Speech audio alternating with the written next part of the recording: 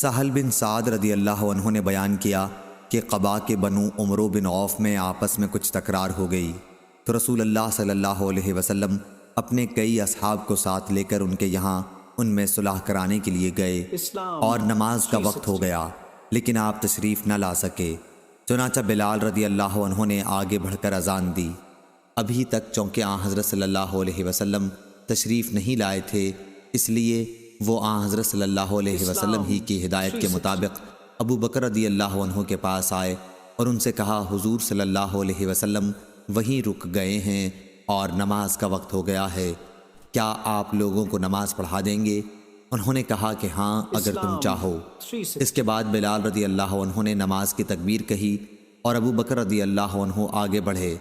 نماز کے درمیان نبی کریم صلی اللہ علیہ وسلم صفوں کے درمیان سے گزرتے ہوئے پہلی صف میں آپ پہنچے۔ لوگ بار بار ہاتھ پر ہاتھ مارنے لگے مگر ابو بکر رضی اللہ عنہ نماز میں کسی دوسری طرف متوجہ نہیں ہوتے تھے، مگر جب بار بار ایسا ہوا تو آپ متوجہ ہوئے اور معلوم کیا کہ رسول اللہ صلی اللہ علیہ وسلم آپ کے پیچھے ہیں۔ حضرت صلی اللہ علیہ وسلم نے اپنے ہاتھ کے اشارے سے انہیں حکم دیا کہ جس طرح وہ نماز پڑھا رہے ہیں اسے جاری رکھیں، لیکن ابو بکر رضی اللہ عنہ نے اپنا ہاتھ اٹھا کر اللہ کی حمد بیان کی اور الٹے پاؤں پیچھے آ گئے اور صف میں مل گئے۔ پھر نبی کریم صلی اللہ علیہ وسلم آگے بڑھے اور نماز پڑھائی۔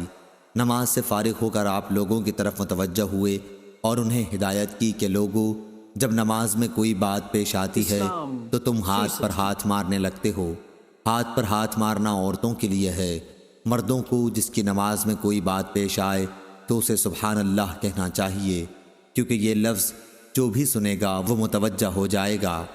اے ابو بکر، جب میں نے اشارہ بھی کر دیا تو پھر آپ لوگوں کو نماز کیوں نہیں پڑھاتے رہے؟ انہوں نے عرض کیا ابو قحافہ کے بیٹے کے لیے یہ بات مناسب نہ تھی کہ وہ رسول اللہ صلی اللہ علیہ وسلم کے ہوتے ہوئے نماز پڑھائے۔ صحیح بخاری حدیث نمبر 2690۔